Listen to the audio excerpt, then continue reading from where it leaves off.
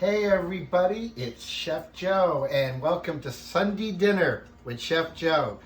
Today we are going to make baked eggplant Parmesan. Really easy to make.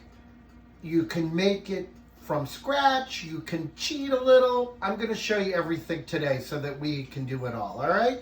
So first and foremost, we want to start with sauce. So I'm going to make a sauce for you and show you how to make a sauce. But if you don't want to make a sauce, it's okay. You know, you can buy the jarred sauce. It's fine. It's okay if you don't want to make it. But we're going to make a sauce today. And then we're going to build our eggplant parm. So we're going to start with the sauce and then we'll go from there. All right. So first and foremost, we've got our olive oil. And we're starting off with a little olive oil, and I've got about 2 tablespoons here of olive oil. And then we're going to add to our olive oil, we're going to add about a half of 1 onion. Now, if your onion is small enough, it's fine. Hey LJ, welcome to the TV. Anyways, we're going to take our half an onion that was small diced. We're going to throw that in to our olive oil that is nice and heated.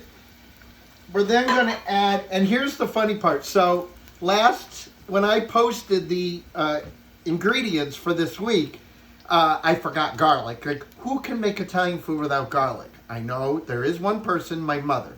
But beyond that, we need to have garlic in here. So I originally said, oh, I'll throw a clove of garlic in there.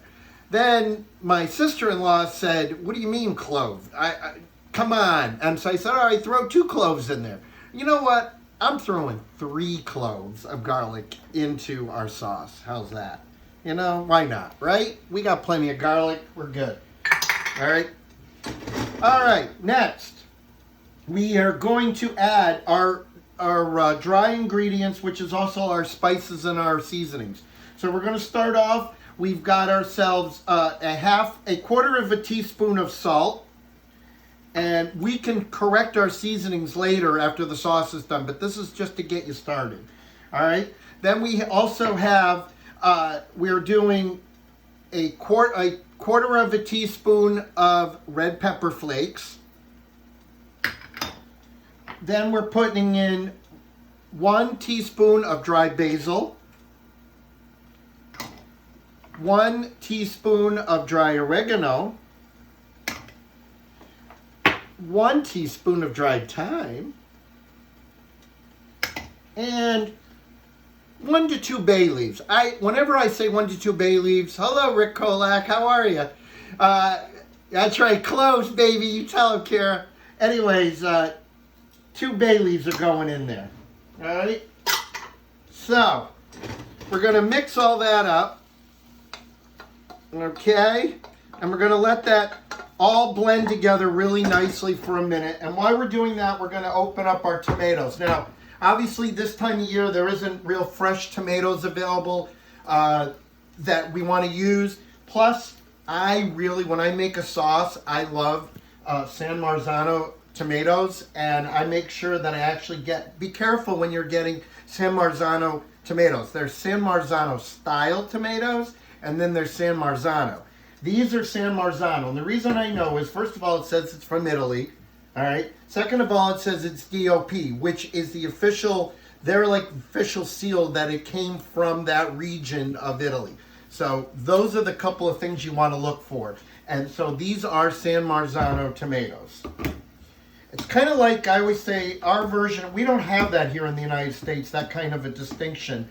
But there are areas of the country that we can, I don't know, where we have different things, like Vidalia onions, for example. Vidalia onions should only come from the Vidalia region of Georgia. So those are the kinds of things, and I know that they've done a lot of work down there with that, of trying to make sure it's their region. Hi, Kim, James. Yes, all of us say hello too. Anyways, we're going to take our peeled canned tomatoes, and we're going to put those in there. If we can get the lid to come off. Sometimes it doesn't work. I love live television when it doesn't work. Come on. What I did is I opened it up almost all the way. And I know there's some chefs right now cringing because I'm doing what I'm doing with my... Maybe we need to open this a little more. All right, well, no problem. That's why we're in live television. There we go. I think we got it now. All right, let's try it again. Wow, look at that. That is amazing. This can is like insanely in. All right. All right, chef's cringing again while I'm messing with my knife here. All right, we got it. There we go. Now let's get it out. There we go. All right, we got it. Look at that. That is, when I tell you, that is one can that is not opening. That is one can that's not opening. Obviously, maybe it's still quarantined from Italy. Michelle Farkas, I'm sorry. I know you're over there in Italy right now and saying, what the hell are you doing? All right. Well, you get the point, okay? Anyways, I have a new one ready to go. Well, talk about live television, things screwing up, huh? All right. So, we've got our sauce going. In the meantime, let's go over here and let's make our eggplant. So, for our eggplant, you're going to take one whole eggplant, you're going to skin it, and you are going to then, if you look in my recipe, it calls for a couple of tablespoons of olive oil. So what I've done is I've taken a couple of tablespoons of olive oil, I put it into a Ziploc bag with my sliced eggplant, and then I threw in a little bit of salt and a little bit of pepper just to give it some season and just let it sit in the bag until I'm ready to use it. Now, we're going to, here's where we're going to be a little different from what eggplant usually is. Eggplant usually is fried, and then we build our eggplant parm and put it in the oven. But remember, I said today we're doing baked eggplant parm. So there's no frying involved in this at all. So what we're going to do is we're going to take our eggplant and we're going to bread it just like you would a normal eggplant, except this time we're going to put it on a pan and we're going to bake it in the oven. So we're going to take our pan, throw a little Pam on there. All right. Next, we're going to take our eggplant rounds, and here's where you get your hands a little dirty. It's okay. We're washing our hands 100 times a day. It's okay to get your hands dirty. But here's a cool trick so that you don't get your hands completely dirty and not be able to bread all your eggplant correctly. So we're going to start off with one hand is going to be the dry hand and one hand is going to be the wet hand. So we're going to start off with our dry hand, and our dry hand takes it and sorry, we're missing something, and we got to put our seasonings in. So we have our 1 cup of flour right here, and we have salt and pepper, and I think you saw that I had 2 teaspoons of salt and 2 teaspoons of pepper on the recipe. So we're going to take half of our salt and we're going to put it in the flour, and half of it is going to go in our unseasoned breadcrumbs. And we'll get to the breadcrumbs in a second. And then, again, 2 teaspoons of freshly ground pepper, and I'm going to take half of that and put that in our flour, and the other half is going to go in our breadcrumbs. All right, now we're going to mix up our flour, our seasoned flour. So now it's a seasoned flour because it has salt and pepper in it. And we're going to dust our eggplant rounds. All right, and then we're going to add it to our egg. And I have here 2 eggs that I have scrambled up just enough to be blended. Now, again, if you're trying to eat a little healthier, there's a couple of things you can do. You can use a different kind of flour if you're gluten-free. You could use an almond flour. You can use a quinoa flour that we got in today. All kinds of different flours that you can use. Then, if you want to stay healthier, you don't have to use a whole egg. You can use egg whites. So we're going to do that. Now, our breadcrumbs. I like to use unseasoned breadcrumbs, and I'll tell you there's 2 reasons why. One, I like to know what my seasoning is that's going into it. And two, I don't know about you, but every time I have bought seasoned breadcrumbs, they don't, you can't tell anyways. They have like no flavor by the time you open up the container. So if you can get them, get unseasoned breadcrumbs. Again, if you're gluten-free, there are all kinds of gluten-free breadcrumbs you can get. So you're gonna dip your floured eggplant round into your egg. Then we're going to put it into, now before we do that though, we're gonna add 2 more seasons. We added salt and we added pepper. Now we're gonna add 1 whole tablespoon of basil and 1 whole tablespoon of oregano. And you're like, holy cow, that's a lot of seasoning. Yeah, it is. And the reason I'm doing that is because I want to make sure that the eggplant has a lot of flavor. And the reason I want it to have a lot of more flavor than normal is because I'm not frying it. Frying is fat, and fat gives fat gives flavor. And so we're losing a little bit of flavor, so we want to add more flavor back in.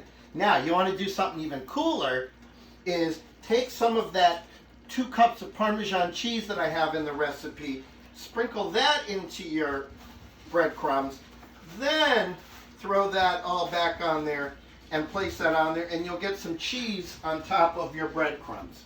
So as you can see, I've got 1 dry hand, I got 1 wet hand that's got stuff on it. Again, flouring, getting it nice and dusted. Okay, then we're going to put it into our egg.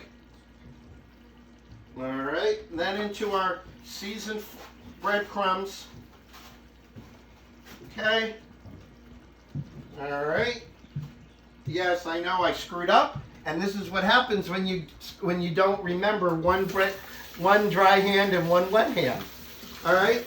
Once that's done, we're going to take we'll do a couple more here, and then we will put them in the oven. And we're gonna put those in the oven to bake. So we've got our, okay, and then so this time I'm using this hand as my dry hand, and that way I'm going basically right to left, as you can see, or left to right, right to left. All right. All right, we're gonna put a couple more on here and bread those really nicely. And then we're going to wash up our hands again, get the breadcrumbs off. All right, and now we're going to put this into the oven to bake for 30 minutes. 30 minutes at 350 degrees. And when you take them out and they're cooked, after 30 minutes, they're going to look like this. And so as you can see, they're nice and they're firm. They've got a nice browning to them. So this is awesome. So we're ready to go and put our eggplant parm together. So remember that really delicious sauce that I couldn't get out of the can? Well, through the magic of television, I already have another one done. So we have sauce made and ready to go. So we've got our baking dish right here. We need to do a little bit more Pam spring, make sure it doesn't stick. All right. Then we're going to take some of that sauce. And again, it should make about 3 cups of sauce when you're all said and done. And you can see there's some really nice garlic in there and still chunky. I like a nice little bit of a chunky sauce. I'm not as into the whole pureeing it, and I like to keep it nice and thick and chunky. So this is basically, by the way, on this is all the ingredients I showed you. You put it on the burner and you bring it to a boil. Then you bring it down to a simmer with the top off with a very low simmer for about 30 minutes. That will reduce it, thicken it, and this is exactly what you will end up with. All right, so we've got our sauce down on this. We're now going to take some of our rounds and we're going to place those in our baking dish.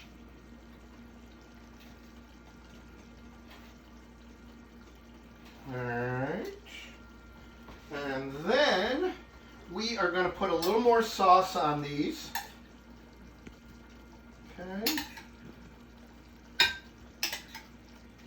sauce.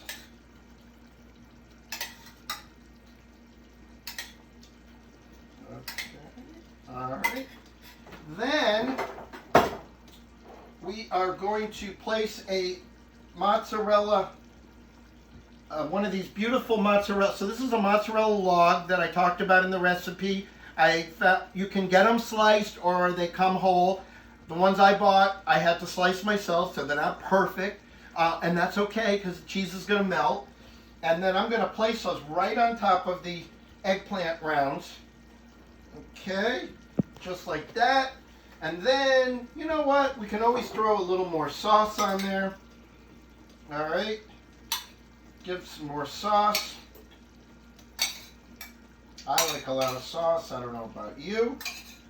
All right. Then we have our Parmesan cheese. And we're going to sprinkle it all over around it on there. I love cheese. I don't know about you. I really love cheese, as you can tell. And we're going to put that in a 350-degree oven for about 30 minutes. Again, about 30 minutes, or until the cheese is nice and melted and brown and the whole thing is bubbling. All right? So that's what we're going to do. And then when it's all done, it should look a lot like this one that I cooked a little bit before. And we're going to take that one and we're going to plate that one. Let's put this in the... Alright, and we're going to plate this now. So before we plate it, sometimes people like to have pasta with their eggplant parm. So if you do, I got you covered on that one. So right here I have some cooked fettuccine that I pre-cooked. And what's great about spaghetti, especially dry spaghetti, is if you buy a box, first of all, it's pretty cheap right now. So if you're unemployed and waiting on those unemployment checks, pasta is a very cheap and easy thing. Hello, Mark Cooper. So we have, so what I always tell everybody is buy a box and cook it off and keep it in your refrigerator. And then you can have pasta anytime you want during the week. And it'll hold all week. So this is pasta that I cooked earlier. I threw it in again in a Ziploc bag with a little olive oil. And now I'm just going to, I've got some water. That's what the steam is you've been seeing in front of you this whole time. And we're going to put that right into our pasta water to heat up. And again, this is how they do it in a restaurant. So in a restaurant, this is a secret to pasta. It's all cooked in advance. We just put it right back into nice salted water, and then we pull it out, and we're going to plate it. So let's grab our spatula to be plating with. All right, got a spatula. So here's our plate. And we're going to grab our pasta first. All right, we're going to let this drain for a minute. Let me grab a mitt here so we can let this drain. All right. And then we're going to take our pasta that's already pre-cooked, and all we're doing is reheating it. And we're going to put that right in the center of our plate. All right, just like that. Okay. We've got that covered. And then we're going to grab our eggplant over here. Okay, we're going to put that right on top. And again, you could give people as many pieces of eggplant as they obviously desire. And then if you want a little more sauce, we can do that also. We got a little more sauce we can put in here. All right. Put a little more sauce. Just like that. And then just because I really like cheese, let's throw some more cheese on there. And so I've got some nice fresh more Parmesan cheese just to throw on top. Because again, it's eggplant parm we're making, right? All right. And I don't have any garnishes for the top of it, but that's okay because we're at home and we're not in a restaurant. So there we have it. eggplant parm with a little pasta. And I hope you enjoy it. I hope you make it soon. If you're not making it tonight, I hope you make it soon for Sunday dinner. And I will see you next Sunday here on Facebook Live.